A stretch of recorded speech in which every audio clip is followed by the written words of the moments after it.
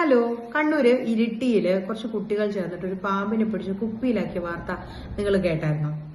Shocking ആണ്. സംഭവം എന്താണെന്ന് വെച്ചിട്ടുണ്ടെങ്കിൽ ഇന്നലെ കണ്ണൂരിൽ റെഡ് അലേർട്ട് ആയിരുന്നു, സ്കൂളുകൾക്ക് അവധിയായിരുന്നു. അപ്പൊ കണ്ണൂർ ഇരിട്ടി കുന്നോത്ത് ഭാഗത്ത് കുറച്ച് കുട്ടികൾ അവർ വീടിന് മുറ്റത്ത് കളിക്കുകയായിരുന്നു. അപ്പൊ ഒരു പാമ്പിനെ അവരിങ്ങനെ കണ്ടു. അപ്പത്തേക്ക് അവരിങ്ങനെ വീട്ടില് അമ്മൂമ്മ മാത്രമേ ഉണ്ടായിരുന്നുള്ളൂ. അമ്മൂനോട് ഇങ്ങനെ പറഞ്ഞു പാമ്പുണ്ട് എന്ന്. അപ്പൊ അമ്മൂമ്മയെ ഇല്ല, ആരണ വല്ലതുമായിരിക്കും, പാമ്പുണ്ടാവാനുള്ള ചാൻസ് ഇല്ലെന്ന് പറഞ്ഞപ്പോൾ അവര് ഉറപ്പിച്ചു ഇത് പാമ്പാണെന്ന് പറഞ്ഞു. അതിനുശേഷം അവരെക്കാളും ഒരു 2-3 ക്ലാസ്സിലൊക്കെ പഠിക്കുന്ന ചെറിയ പിള്ളേരായിരുന്നു. അവരെക്കാളും ഇച്ചിരി കൂടെ മൂത്ത പിള്ളേര്, ഒരു 10th-ലും +1-ലൊക്കെ പഠിക്കുന്ന 2-3 പേരുണ്ടായിരുന്നു. അവരോട് ഇങ്ങനെ പറഞ്ഞു പാമ്പുണ്ട് എന്ന് പറഞ്ഞു. അപ്പൊ ഈ പിള്ളേരെല്ലാം കൂടെ ചേർന്ന് തീരുമാനിച്ചു, അതായത് നമുക്ക് ഇതിനെ പിടിച്ചിട്ട് വനം വകുപ്പിന് കൈമാറാം എന്ന് തീരുമാനിച്ചിട്ട് ഇതിനെ കൈകൊണ്ട് തന്നെ ഈ പാമ്പിനെ പിടിച്ചു കുപ്പിയിലിട്ട് വെച്ചു. അതിനുശേഷം ഇവരിൽ ഒരാളെന്താണെന്ന് വെച്ചാൽ ഇവരുടെ ഒരു ബന്ധുവിന് അതിന്റെ ഒരു ഫോട്ടോ അയച്ചു കൊടുത്തിട്ട് പറഞ്ഞു, നോക്കൂ ഞങ്ങൾ പാമ്പിനെ പിടിച്ചു എന്ന് പറഞ്ഞൊരു ഫോട്ടോ അയച്ചു കൊടുത്തു.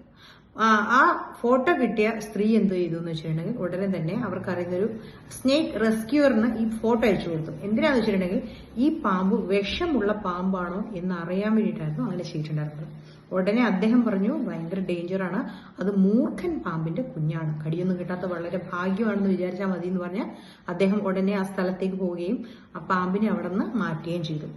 അപ്പം ഈ വാർത്ത TV-യിൽ ഇന്ന് രാവിലെ മുതൽ വരുന്നുണ്ട്, പല ചാനലുകളായിട്ടും വരുന്നുണ്ട്.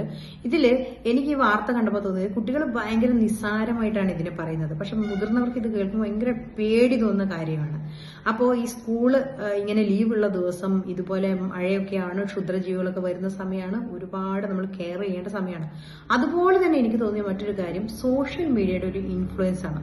നമ്മളിപ്പോ പിന്നെ ഇൻസ്റ്റഗ്രാമിലാണെങ്കിലും യൂട്യൂബിലൊക്കെ ആണെങ്കിലും ഈ സ്നേക്ക് റെസ്ക്യൂയുടെ ഇഷ്ടം പോലെ വീഡിയോസ് ഉണ്ട്.